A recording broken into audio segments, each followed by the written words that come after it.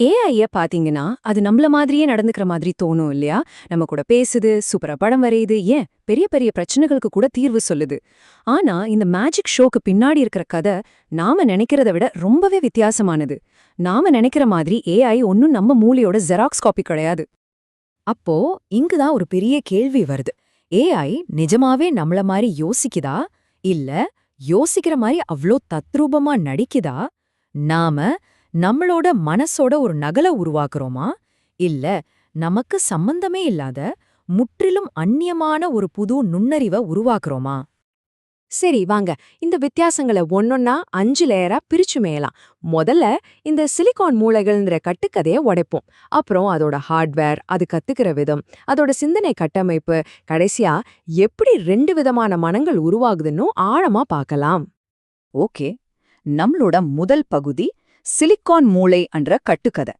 இங்கதான் ஒரு விசித்திரமான விஷயம் நடக்குது. ஏஐ மாடல்கள் ரொம்ப துல்லியமா பெர்ஃபெக்ட்டா வேலை செய்ய அதுங்க நம்ம மூளை மாதிரி ஆகறதுக்கு பதிலா மூளைய விட்டு இன்னும் தூரமா விலகி போகுது. ஏன் தெரியுமா? ஏஐயோட ஒரே குறிக்கோள் துல்லியம். ஆனா நம்ம மூளையோட குறிக்கோள் உயிர் பிழைக்கிறது. இந்த 2 பாதைகளும் முற்றிலும் வேற. அடுத்ததா 2வது பகுதிக்கு போலாம். Hardware versus wetware. அதாவது ஏஐயோட சிலிக்கன் சிப்களுக்கும் நம்மளோட உயிருள்ள ஈரமான மூளைக்கும் உள்ள வித்தியாசம். எல்லா வித்தியாசமும் இங்கிருந்து அதோட அடிப்படையிலிருந்தே ஆரம்பிக்குது. இத பாருங்க, அடிப்படை யூனிட்லயே எவ்ளோ பெரிய வித்தியாசம்னு. நம்ம மூளையில இருக்கிற ஒவ்வொரு நியூரானும் ஒரு சின்ன கெமிக்கல் ஃபேக்டரி மாதிரி. அதுக்கு இருக்கிற ஆயிரக்கணக்கான கிளைகள்லயே அது கணக்கெல்லாம் போட்டுடும். ஆனா ஏஐல இருக்கிற ஒரு ஆர்டிஃபிஷியல் நியூரானா அது ரொம்ப சிம்பிள். அதுக்கு வர்ற எண்களை கூட்டி ஒரே ஒரு நம்பரை வெளியே அனுப்புது. அவ்வளோதான் மேட்டர். அதுங்க இணைக்கப்பட்டிருக்கிற விதமும் அப்படிதான். நம்ம மூளை ஒரு ஸ்மார்ட்டான சிட்டி பிளான் மாதிரி. பக்கத்துல இருக்கிறவங்களோட அதிகமா பேசும், தூரத்துல இருக்கிற முக்கியமானவங்களோட மட்டும் பேசும். ரொம்ப எஃபிஷியன்ட். ஆனா ஏஐ நெட்வொர்க் இருக்கே, அதுல அப்படி இல்ல. ஒவ்வொரு நியூரானும் மத்த எல்லா நியூரான் கூடயும் கனெக்ட் ஆகியிருக்கும். இது ஒரு முரட்டுத்தனமான டிசைன். இதுக்கு பயங்கரமான கம்ப்யூட்டிங் பவர் தேவைப்படும். சரி, நம்ம மூளைக்கு எவ்ளோ பவர் தேவைப்படும்னு நினைக்கிறீங்க? வெறும் 20 வாட்ஸ் தான்.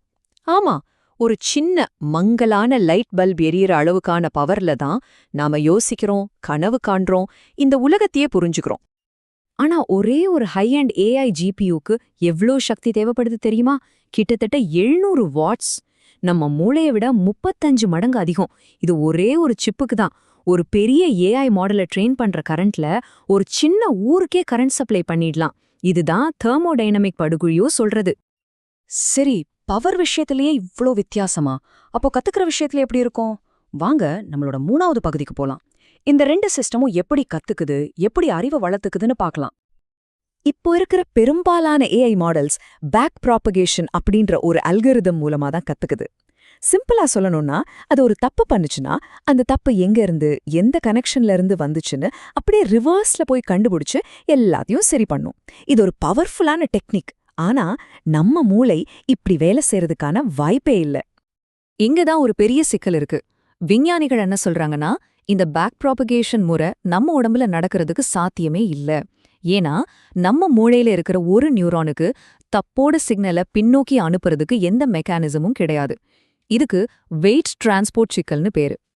இந்த டேபிள பாருங்க, உங்களுக்கு விஷயம் இன்னும் நல்லா புரியும். கம்மியான டேட்டா இருக்கும்போது நம்ம மூளை மாதிரி இருக்கிற கத்துக்கும் முறைகள் ஏஐய விட 20% பெட்டரா இருக்கு. ரொம்ப வேகமாவும் கத்துக்குது. ஆனா மலை மாதிரி டேட்டாவையும் அம்சம் பவரையும் கொட்டும்போது ஏஐயோட பேக் ப்ராபகேஷன் தான் ஜெயிக்குது. அதிக துல்லியத்தையும் கொடுக்குது. நாம புதுசா ஒரு மொழி கத்துக்கிட்டா சைக்கிள் ஓட்ட மறந்துருவோமா? மாட்டோம்ல. ஆனா ஏஐ அப்படி இல்ல.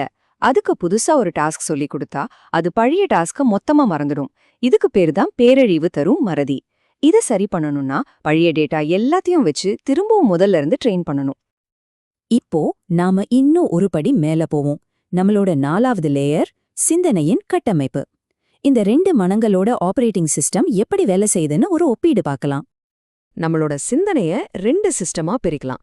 சிஸ்டம் 1ங்கிறது நம்மளோட கட் ஃபீலிங் மாதிரி, வேகமா ஆட்டோமேட்டிக்கா உள்ளுணர்வு மூலியமா வர்றது. சிஸ்டம் 2ங்கிறது மெதுவா நிதானமா லாஜிக்கலா யோசிச்சு எடுக்கிற முடிவுகள்.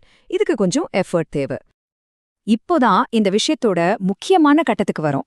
இன்னைக்கு இருக்கிற நவீன ஏஐ என்பது ஒரு பிரம்மாண்டமான பவர்ஃபுல்லான சிஸ்டம் 1. அவ்வளவுதான்.